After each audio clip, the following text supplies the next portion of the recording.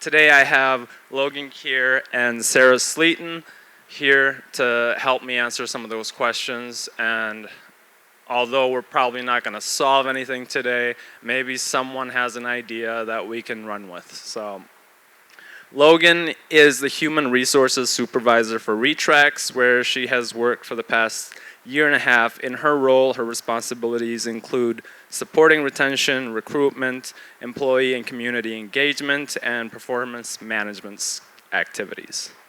Sarah Sleaton holds the position of VP of People and Culture at Autonomy. In this role, she is responsible for leading the vision, strategy development, and execution of organizational effectiveness surrounding human capital. Wow, that was a mouthful. So we can just start this off with some of the questions, and you guys want to be up here? I feel like, yeah, why don't we just grab some of these chairs?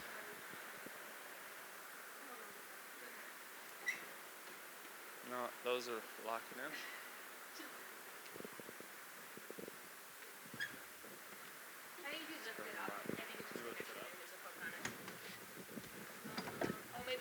Maybe over there.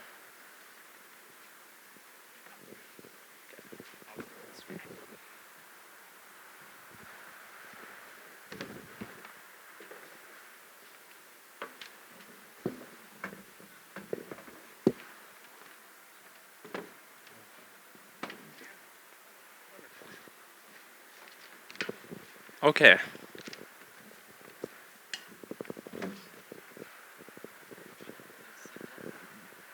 Hey guys, thanks for coming. So like Said said, I am with Autonomy.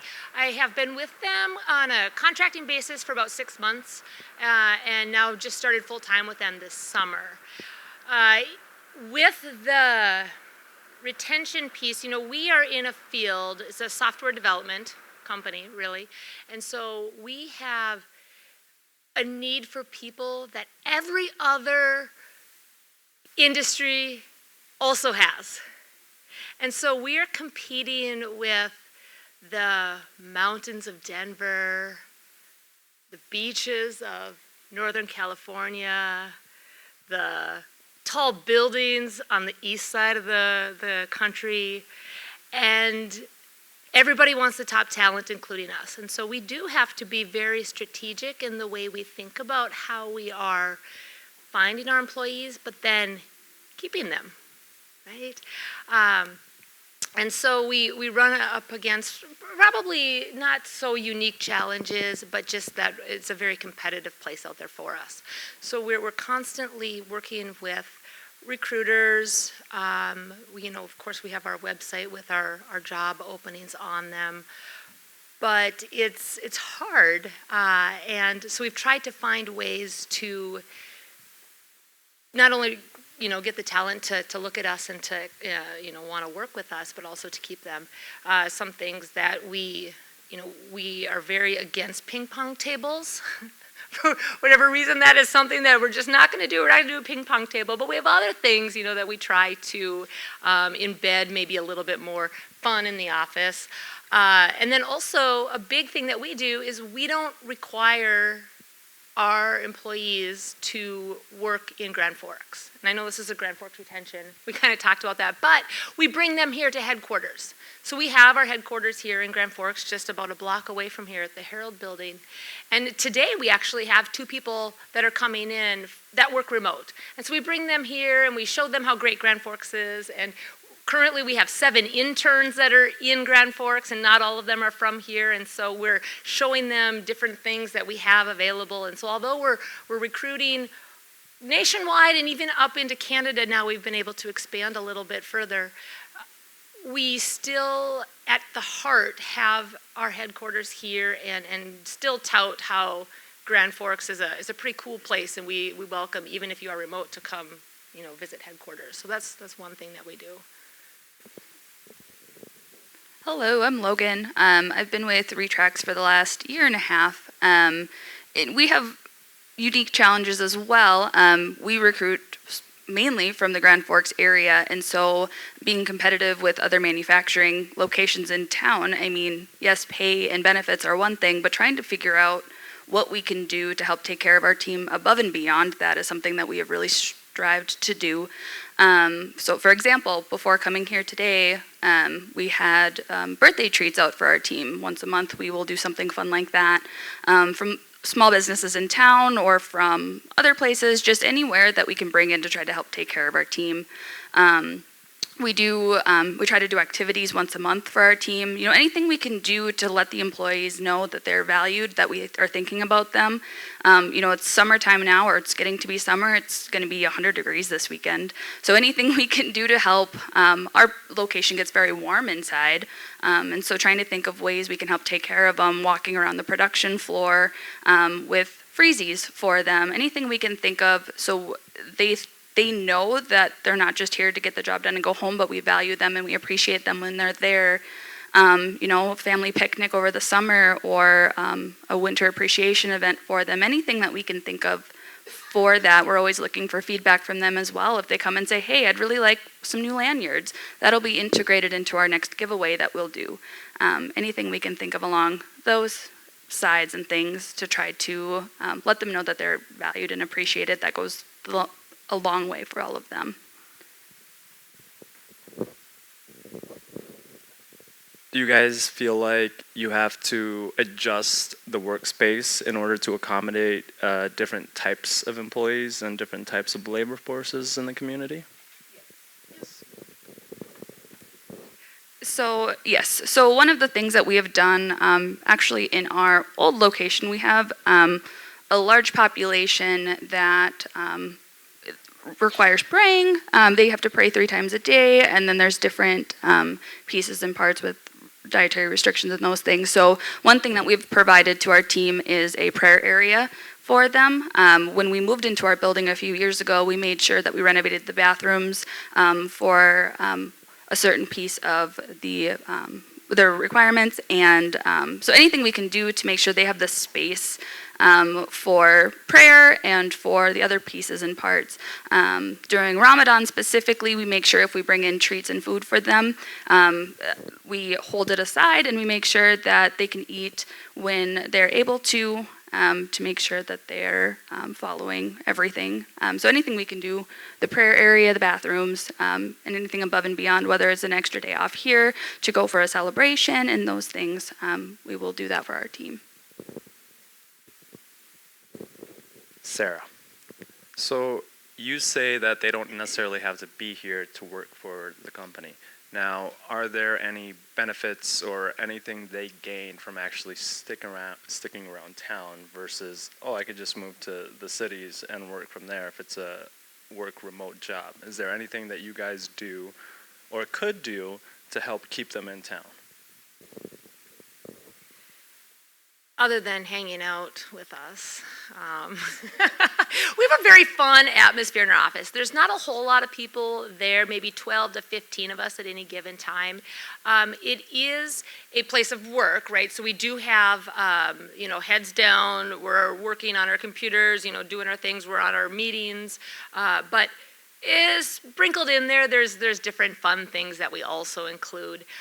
We have, for example, a little tabletop basketball, and then we have a scoreboard, and then you can, keep score. Turns out the desk, the guys who the little tabletop thing is on, he has the highest score in the room, but we do, the interactions that you gain there. But we still have interactions with our distance people as well, because a lot of the time there's going to be people that are virtually communicating, we use Teams, so we're doing video conferencing. We have snacks, a lot of snacks available for our employees. We have a stocked fridge that we make sure is always there and ready for them and available. And so there are those benefits. We'll sometimes I've seen the interns a lot go out for lunch together, and so they have, social aspects of being in person. I guess those are the things that come to mind to begin with, but it is a fun atmosphere.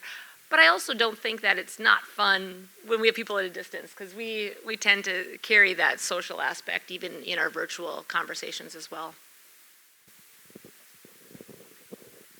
One thing you brought up was the generational differences in the workplace, and I'm definitely noticing that. Like me and the other chef, we kind of learned in a very aggressive, intense place, and now I feel like the younger generation have a very different attitude towards work, and I feel like they value their time off much more, and I'm noticing it's a lot harder to convince people, hey, like, okay, you work 5 days a week. That's, we had an agreement, that's what you work, and you can take some time off here and there. And I'm noticing the younger kids just, hey, it's my cat's birthday, or something comes up, something else comes up, and it's like, and that's so much more important than coming into work. And I'm wondering if you guys are noticing anything like that. What are the differences between the older generation and the younger generation? So I think there's a balance to it to a certain degree, because on our side, we have paid time off. We encourage our team to have that work-life balance. We want them to take time off for their cat's birthday, or for whatever it might be. But then at the same time, there's an expectation, there's a job to do at the end of the day. Yes, we want to let them go and spend time with their cat, but then there's also a job to do. So kind of for that piece of it, we'll give the time we need if there's a business need and it warrants going and taking the time, the paid time off, the staffing, those things. I notice it though, however, in the workplace too, not just necessarily taking time off, but just situational leadership comes into play a lot more with the different generations. One generation might want very direct feedback. They might want it told a certain way, and then you might have another generation that wants it a little more gentle given to them. I don't know the best way to phrase that, but every generation kind of wants their feedback and their performance management and corrections just a little bit different. So that's been a really big challenge for us. And just, I guess, that's kind of across the board, I think. Just figuring out how to best manage different people, different generations, all of those. That's kind of what we've noticed. Well, I'm the 5th oldest person in my company. So we have a very young workforce, and the job that that we do is we have a set project that has to be done.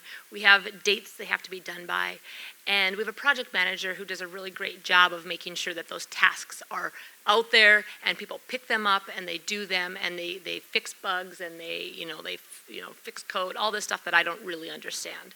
But they know what needs to be done, and we have a pretty good, people will do the job that needs to be done. But we recognize that time off looks very different for anybody, whether it's generational, whether it's family, whether it's it could be for any given reason. So we actually have an unlimited time off policy at Autonomy. It doesn't work for everywhere, I suppose. It works really well for us right now, where we don't limit the number of hours or days that people can take off. We also don't have your traditional set holidays, though, either. So we don't have, for example, Christmas is a big holiday here in Grand Forks. We don't celebrate Christmas as a company holiday. And I know some people kind of are taken aback by that, but most of our workforce doesn't celebrate Christmas. So we recognize that everybody has their own holidays, reasons for taking time off, and we encourage people to take time off as they need. We do need people to let their managers know when time will be taken off, and it gets put on a leave calendar, and so we're all aware. And sometimes time will not be allowed to be taken off if there's a big deadline coming up. So we do have jobs that have to get done, but we don't limit the time off. So if they have 2 cats, it's okay. But it doesn't work for everybody, but it's working for us right now. Yeah, I definitely couldn't give everyone unlimited time off. And for me, we have to be like there and working while we're open. So it's a very different environment, right? It's like we open at 4 o'clock today, and everyone has to be in, and we have to be completely prepped. And so there's a lot less autonomy, so to speak. But so that's awesome. That sounds great. I can't do that. So how do I get people to work for me instead of the person down the street, or actually instead of the cities? I actually brought along 2 of my friends, another chef and another cook, in order to come help me, because I knew the pool in this town isn't as skilled as the cities, and that's precisely why I went to the cities, was so I could expand my skills and learn more. And I came back to Grand Forks for a very simple reason, and it's not because it's a great town to live in. There's some wonderful people here, but if I'm going to be completely honest, it's not a great town to live in. There's a lot of drinking that happens, it gets really cold, and so it's like, okay, why would I move back to Grand Forks? That's an honest question that I had to ask myself, and the biggest thing I could see is the opportunity here to own a business is much more likely, or can happen a lot sooner than a big city, right? So I could own a business here in a year, 2 years, 3 years, whereas the cities, we're talking 5 to 10 years. That's why I moved back, right? And so I have a very direct goal that I'm here for. But for a lot of other people, that's not the case. And so it's like, what does the community need to do to convince professionals, people that are really talented, people that are really creative, people that are going to create the things that make life worth living, move here? And so what do you see that the community could do to make this town better? So kind of along those lines, Retrax is in the manufacturing industry, so I know just in the last 10 years, the amount of growth in the industry alone, and I think it's across the board, but manufacturing specifically, that has been what's enticed people, to relocate to work at Retrax or, other places in town. I think that's been a big piece of it, just the constant growth. The town's growing. There's always more fun things to do. There's a lot of initiatives in town that are aimed at bringing more people to the town, because there's a lot of fun stuff to do. We were just talking beforehand, the town in general is just very family driven, very community oriented, which is something that I look for, and I know a lot of people look for when they're looking at where you're going to stay, where you're going to go. So I see that coupled with just the growth in, for sure, the manufacturing industry, but I think across the board, that's what I see. Just there's always movement forward. There's always things that are growing, exciting happenings. We don't make our people live here, so it's kind of tough it's tough because, like you said, there's many reasons why somebody would choose to live somewhere else. And we are also hiring people that have established their families, their roots in other places, and it's tough to get them to move to Grand Forks. We do see, though, like our interns that we've brought in, we show them the best time we can. We show them the things that Grand Forks does have to offer. We take them to various restaurants so they get to see, oh, there is good food in town. We take them, to the green, we try to show them what the city does have to offer. I would say if I had to give any recommendations, I think our younger generation is really interested in the outdoor aspects and hiking and biking and ways that we can make camping. It tends to, a lot of people are camping now. I don't know, it's not my thing, but a lot of people like it. And so I think really showing that outdoor events and not so much events but outdoor activities can happen even in the winter. I think that could help with, drawing. They like to, exercise and be active and all those things that sometimes we forget that we can do year round here. The other cool cool thing with that too is that you're not limited to just Grand Forks. You're a drive away from other towns, other areas where you can go hiking or you can go camping. So it's not like you move to Grand Forks and you're stuck just in Grand Forks. 2 hours in one direction is going to bring you to somewhere really cool that you can do all of those outdoor activities, fishing, camping, all of those things. All right. So I think, yes, there are some things to do here. Are those things by themselves pulling people in? Maybe. I doubt anyone moved here because of the restaurants we have or the greenway. So it's like they move here for an opportunity. A lot of the times it's a job. And I think one thing we have to offer that the East Coast or the West Coast doesn't have to offer is, it's cheaper to live here. It's a lot cheaper to live here. And so that's a big thing. When I'm telling my friends, hey, you should come work here with me, it's like rent is like $400 a month, right, for an apartment. And in the cities, we're paying $1,200 a month. And car insurance went down by half when I moved here. It was like, oh, that's awesome.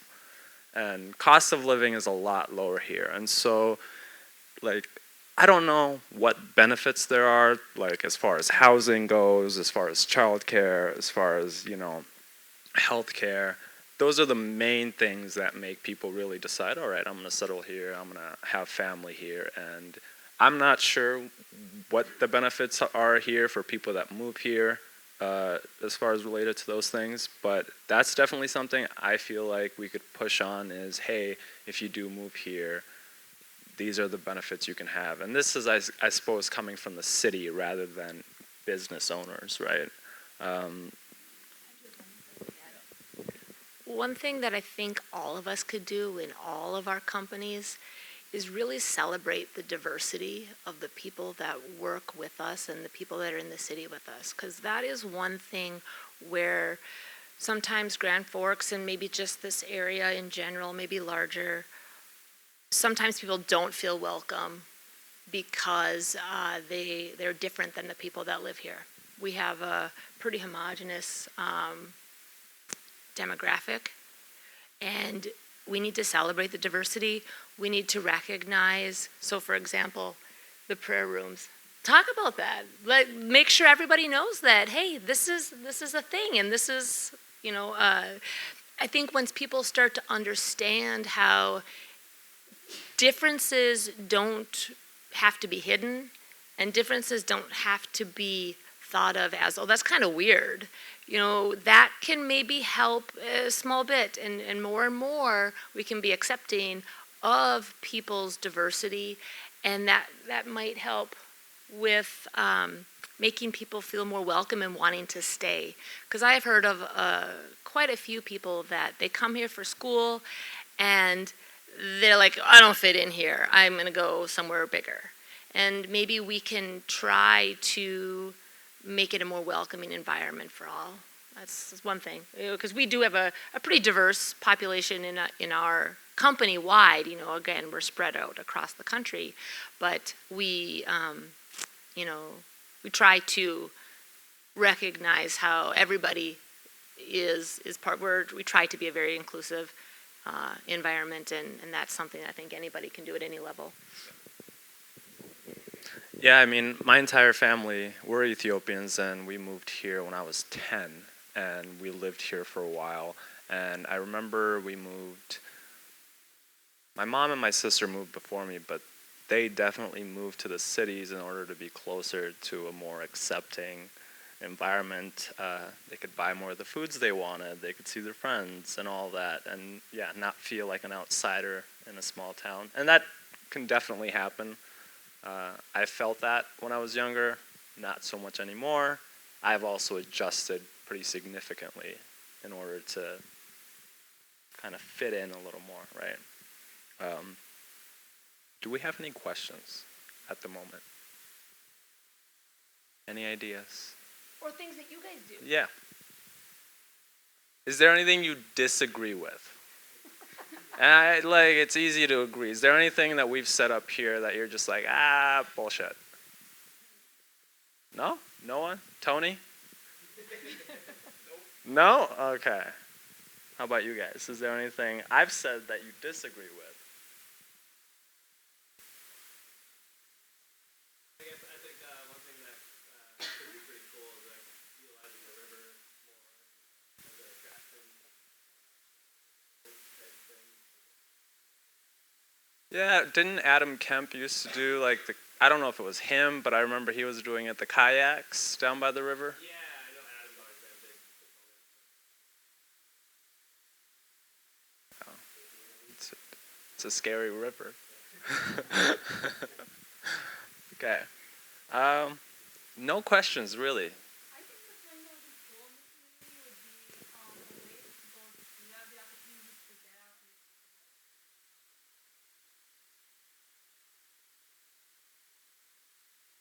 and we mentioned, there's a lot of places you can travel to, but if you don't have a car, if you're young and don't even know the city,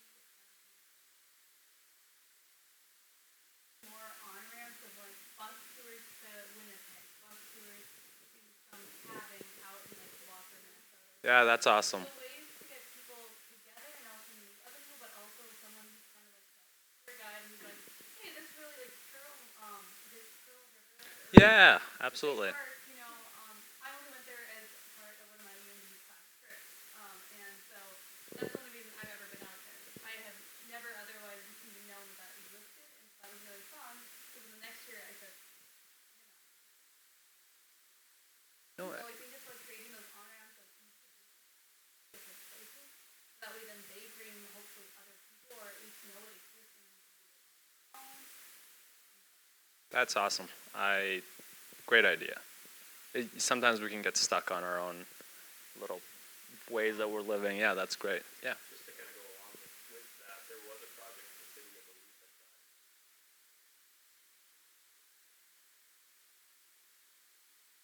that packet that people were supposed to get that was moved. Maybe that won't be done at a city level, but as employers, we could start offering something like that. Like you could do curling in the wintertime, state park, Yeah. there's other things that maybe you could provide. I mean, just like your new employees that talk about. We'll do that when we bring in people, when our remote workers come in. We'll take them and we'll do things like that as well. Yeah, so when our remote workers come in, we will, we've done curling, we've done axe throwing. I don't know what are some of the other events, but we have gone out and tried to utilize some of the community assets to show off and make it a fun place. But yeah, really, and those businesses want us to do that as well. Like, it's important for them too.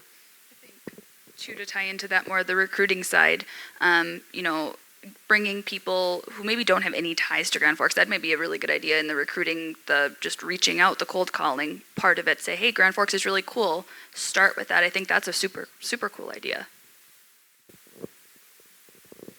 Yeah, and I think we could also tie in, go ahead. I was just going to ask the mic. Yeah. Yeah, sorry. Oh, you're okay.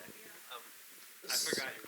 So I was just going to ask, you all either employ individuals who have spent a lot of time outside of the Grand Forks community, or you are individuals who have spent a lot of time outside the Grand Forks community. Are there any specific things, be it socially or anything else, that you've thought or one of your employees has thought, wow, Grand Forks could really use that and we just lack it as a community? Can you think of anything like that that Grand Forks really lacks that we could really use?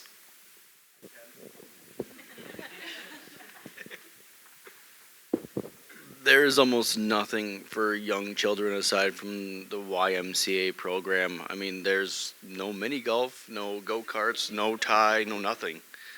Like, Play It is a place that's coming on 32nd, and they will allow for basically leisure activities, foosball, pool, ping pong, batting cages, where there is something you can do with your children. It's not like you're going to show your 6-year-old Joe Blacks and be like, you're ready to go, like this is going to be great. So I think drawing in a younger crowd isn't a terrible idea. Being riverboats or kayaks or something that gives people an option, like an activity, would just be helpful. I guess this is more of a comment, but from people I've known, like military families I've known, several I've known move away because they're in the military and then move back here to settle down once they're done. And I guess the main the main thing why they always move back with families is there's really not a bad school in town compared to a bigger city where you have to kind of be careful and choosy of your schools. So I feel like that's a big thing that Grand Forks has going for it is, you know, the confidence of your kids going to school safely and a good education, you know, and I feel like that's probably the biggest benefit. Yeah, I mean, that was one of the reasons for the cafe being downtown was because downtown is a nighttime place. You know, nothing opens up till 11 a.m. And yeah, you're not going to take your kids to Joe Black's. You're not going to take them to, it's bars and food and drinking. That's not necessarily exciting to the kids. They're going to get chicken strips wherever they go. Like that's chicken strips and mac and cheese that's what kids want in these restaurants. So that's not very exciting for them. I don't know what the cost for a bowling alley is, but I feel like a bowling alley downtown would be a great idea or something along those lines. I'm thinking downtown now, but anyone else? Well, I agree with chicken strips, so thanks for having chicken strips on your menu. Yes. And also thanks for bringing the foosball table back. So yeah, we don't want to introduce all of the bar cultures, but as somebody who's raising kids here, we loved, so I'm giving you plugs here, the foosball table, the chicken strips, everything. Your sausage platter is great, by the way. But bringing our kids down for foosball, pinball, things like that, I tell them it's life skills. So yeah, you don't want to leash them on Joe Black's without some prior experience, right? So there are some life skills with that. So I do agree with that. Incidentally, there was a bowling alley in your building a long time ago.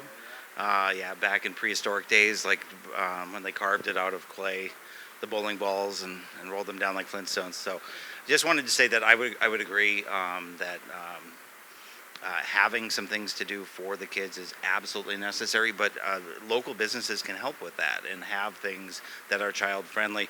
There is a strong drinking culture, but again. Having opportunities for kids to participate in a non-drinking way. There's a good way to go to breweries and have like a beer, and to play games and to have family fun experiences, without having to say it's black and white. It's a bar, not a bar. And I think more that we absorb cultures that say, you know, things like alcohol is we can tolerate that at a certain level and make it family friendly. The less we have to say downtown is bar time. Or downtown is not bar time. So I think businesses can help do that, and even businesses who are bringing, who are not restaurants and things like that are downtown, can bring their employees there and have family events there, and further accentuate the fact that it doesn't have to be. I mean, Joe Black's is, and I like Joe Black's, sorry, but you're not bringing them to Joe Black's because that's a 21 thing, right? So, but those that are not 21 and older. Both the restaurants themselves and people with employees, bringing them for family events and reinforcing that sort of culture can help to change the culture a little bit. So it's not just black and white, bar, no bar. Thank you.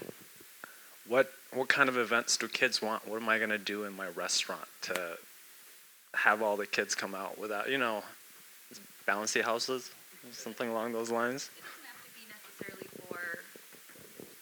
It doesn't have to necessarily just be for those in the community that are coming and eating at your restaurant. It could be for your team. You know, one day maybe when it's not open. I mean, we shut down production for a family picnic or family carnival every summer. So it's not necessarily an everyday thing. It's not like our team members' kids can come and jump in bouncy castles every single day, but we have that kind of pre-planned and set aside and communicated so they know, hey, we value your family just as much as we value you. We want to do this event for your family. So it could be more of that direction to more of the employer side taking care of their team and their families, in addition to other things in the community that can be brought in, or like a bowling alley or mini golf, like you were saying.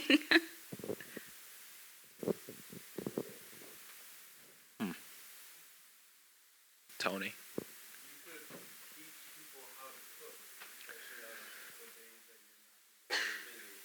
teach people how to cook.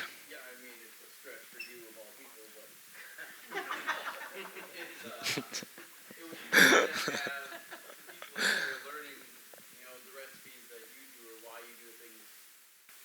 I mean, it's kind of fun. I know that All True helps with, like an older citizens and they have, recipes and things that are positive for them. But what if you had kids coming in with their parents and you're showing them how to make, fun to get them involved and you're okay with things like that? Yeah, I'm pretty good with kids. I did a online cooking class for what's that? The young professionals. Yes, who said that? Hey. Okay.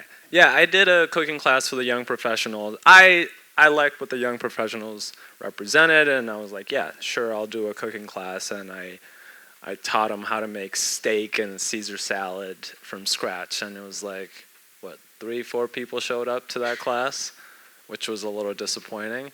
But I've always, if I was to design a kitchen from scratch, I had in mind cooking classes, because I think that's another very important thing people lack is how to cook, and so they're forced to go out all the time, and all the food that you eat out isn't necessarily healthy, and health is a big part of feeling good and feeling better. But cooking class is not a bad idea. Yes. So just stuff like. Oh, sorry. I suppose since they're recording, and I just remembered after I made my previous comment that the EDC just put out, I think it was like a 20-page PDF packet on all the things to do in Grand Forks, why you should move there. It's kind of a relocation guide.